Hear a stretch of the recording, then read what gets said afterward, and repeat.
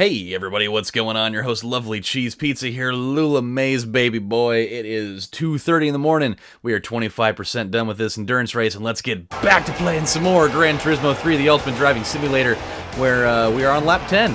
And I am going to, by the end of this, fully and wholly regret our decision to continue doing this. But I don't have a choice because I know for an absolute fact that I cannot leave this PS2 on all night, because I will come back, we will have lost all the progress, we'd have to do it again the following day, and it's just not going to happen that way. So we will proceed, and hey, we're doing really good, man. We have already entered the process of passing people, and it is good. I am so happy that I decided to do this endurance race instead of doing one of the other ones that I had you know, prospectively, you know, thought about doing, because the one that I was really considering before I, you know, had my crazy Eminem guilty conscience change of heart deal at the end there, was I was going to do the Grand Valley 300 kilometers one, which I believe is like 55 or 60 laps on that track. I almost did that, and I was going to do it with that Calsonic, which, you know, as amazingly fast as that Calsonic Skyline would have been in that situation, that would have taken so much longer. Oh my god. And I'm not prepared for that. I mean, with this, you know, we got through 10 laps in 16 minutes. That's pretty good. I'm perfectly satisfied with that. And so I think that just with that structure in mind, you know, 32 would be a little over an hour. So I think we're in good shape here. We're going to take our first pit stop. We're going to get a fresh set of tires, even though we probably didn't necessarily need to. I think we probably could have very easily gotten, you know, another couple laps out of there, but what can I do? You know, I like having variable amounts of symmetry. I saw a car in one of the garages. Oh my god. I've not seen that in any of the rest of these so far. What the hell happened? Why is Seattle, of all the stages, the only one that's afforded having any kind of you know, anything spent on putting a vehicle inside of one of the fucking garages? That's amazing. Holy crap. Well, to take a pretty wild detour from the, from the topic of story that we had last episode, was one of the more disgusting things that I've had to deal with as a member of retail salesmanship over the course of my lifetime. Yeah, let's take a little bit of a drastic shift, if we will, and we'll talk about something that I don't feel like I've talked about this before, but it's something that's been on my mind a lot over a really long time, actually. And I know there's probably going to be a fair amount of people out there that will agree with me. And you know, if in fact, you know, you end up being lumped in with the people that do this, please don't take this like, you know, I'm just out here, you know, throwing bows at you, because I'm not trying to make it sound like you're a piece of shit, because that's not what I'm going for. But you'll understand where I'm coming from here in a couple of minutes. That Cobra really goes in there quite often. It really does. I don't know what kinds of fucking tires they're putting on that, but it can't be very good ones. I mean, like, what are they? There's just no way those things are any good. If you gotta go into the pits and change every 3 laps, when the rest of us around here going for God knows how long, that is not a good sign. I mean, it's almost like they're just strapping a bunch of donuts on, you know? And I mean like actual, you know, actual real donuts with, you know, powdered sugar and you know, and glaze, and, you know, maybe like some sprinkles, or maybe like some Pop Rocks, which would, you know, kind of sort of emulate the one of my favorite donuts of all time that's available at Voodoo Donuts, which is now apparently all over the place in the United States. That's been kind of a weird thing that's been happening lately.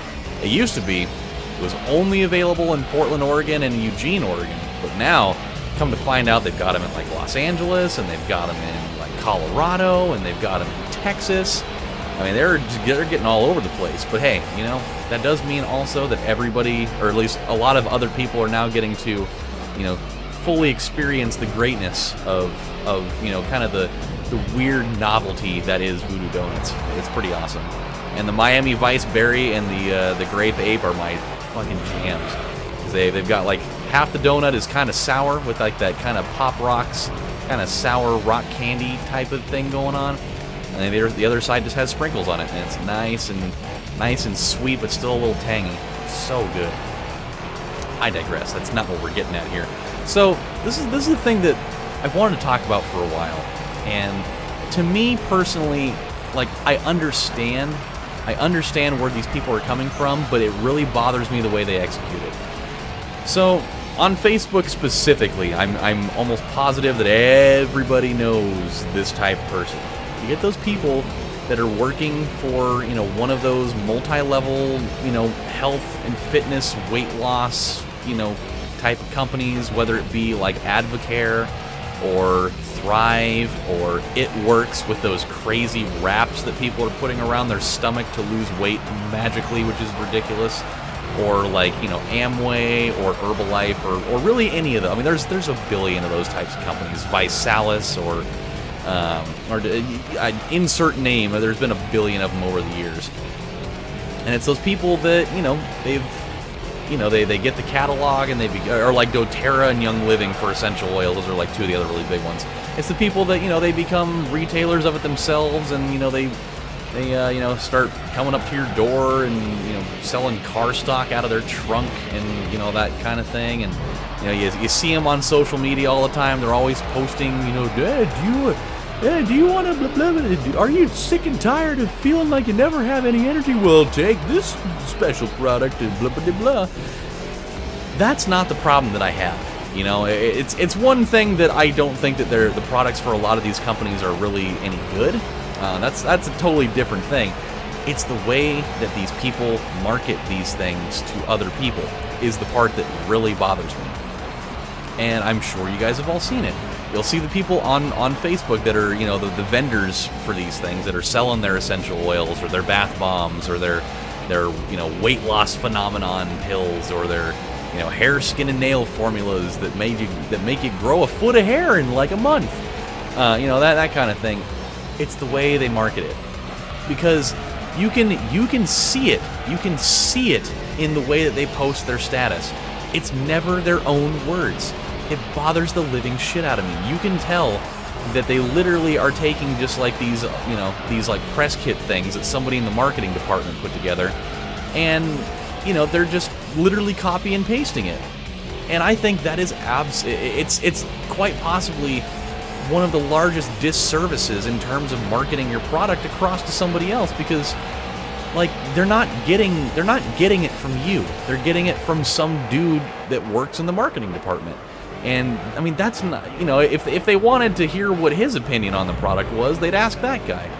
But like for me, that's my biggest struggle with these multi-level companies. It's not the fact that, they're selling products that, that I don't sell at my store, and so I automatically need to discount them so that people won't buy those and they'll buy mine instead. It's not that. Like, I love that there's people in my age bracket and younger that are, they're taking interest in the health field. Like, that's a great thing.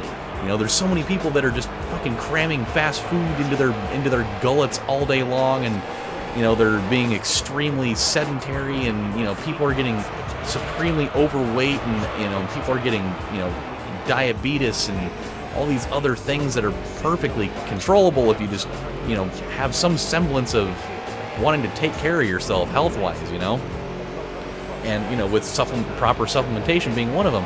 But the fact that they're working in the industry, but they're not putting any effort into the way that they're trying to get other people involved in it is what's bothering me. Like to really make an example out of it, there's a friend of mine, and she works for, I think it's for the It Works company, and the one that sells like all the hair, skin, and nail products and the weird wraps that people put on their stomach and their all that whole thing. Every single time she ever does advertisements for this company, and when she's posting about, hey, send me a message if you want to, get involved with all this, you can try, you can try these products and, blah blah blah blah blah.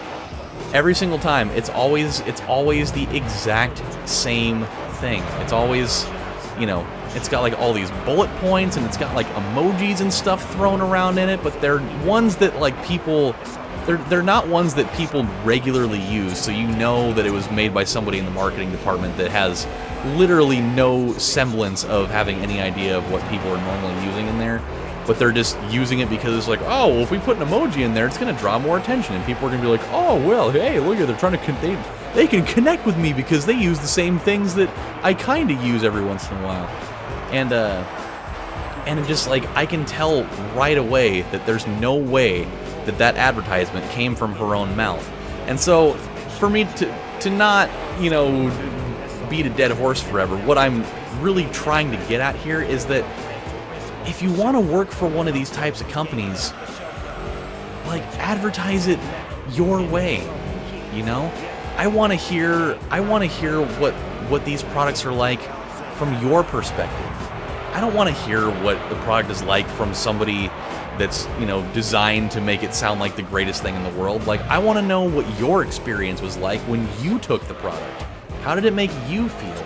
Not how did it make, you know, Jenna from fucking New York, that I have no way of contacting that person to know what they actually thought about it, instead of just seeing a before and after picture that who knows if it was doctored up or not. Like, I want to hear, you know, when you take that product yourself, how does it make you feel, and why are you so passionate about selling it? That's what I want to hear people doing. I'm so sick and tired of just these, you know, these little cookie cutter advertisements that people are just throwing out there, and then when somebody actually goes and starts asking them real, legitimate questions about the product they're selling, they can't tell you anything because they don't actually know anything about the product. They're just in it, and I hate to say this because I know that not everybody's in it for money, but a lot of them are. A lot of them are in it because they know that they can get solid money out of it because people are really impressionable when it comes to like weight loss stuff. As long as they hear the right buzzwords in there, they're probably going to give it a shot because there's so many, you know, things that people try and fail with, and they'll eat that stuff up, and it drives me nuts. You know, it really does a huge disservice also to my industry of work, where, you know, we pride ourselves on the knowledge of what we sell. And when you get these people that are just like, oh, well, I just want to, I just really want to, you know, make a quick buck and you know, sell some of these things, and by selling them, I get a nice discount for it myself whenever I decide to take it, but I don't really have any invested interest in the company. It's like, well, then what are you even doing there then, you know? And just, I don't know, it's something that I'm sure a lot of you are like, he's, you know, really uptight about that, like, it doesn't really seem like that big of a deal. In the grand scheme of things, no, it's not necessarily a really big deal. But it's not a big deal either. Like, it's just something that if you're going to work for a company and you want people to be passionate about the products that you sell, you should probably also be passionate about the products that you sell. Instead of, you know, basically just trying to sell things to people by using just a little press kit that somebody that works for the company that you now work for just sent out to you, so that you don't have to research the stuff that you're, you know, peddling off to people. Like, it's something that it genuinely upsets me, and I really wish that you know, people would kind of take their work a little more seriously. I think that the chief one that gets me the most are people that work that are vendors for like doTERRA and Young Living. They're essential oils companies, and those, I think, are the ones that bug me the most, because they always, their advertisements are just nauseating. And, you know, it's the only essential oils company that, you know, that actually has products that work. Everybody else is just you know, and they the way that they word everything, just, you know, you would think that Jesus Christ himself was just standing up there on a cloud, just, you know, putting individual drops of just his own personally blessed collection into these little tiny bottles, and that it's the only one that does anything at all. And if you try to ever talk to these people about why is their product better, like what separates them from you know, from other, you know, essential oil companies, they cannot tell you. They basically will basically just regurgitate what's on that press kit. You're like, well, but they only use just the blah blah blah blah quality ingredients that is this and this. It's like, but I know that you don't know that information. You're telling me what's on like a little cue card that was in a box of product that you got. So you're not giving me any sort of convincing argument here.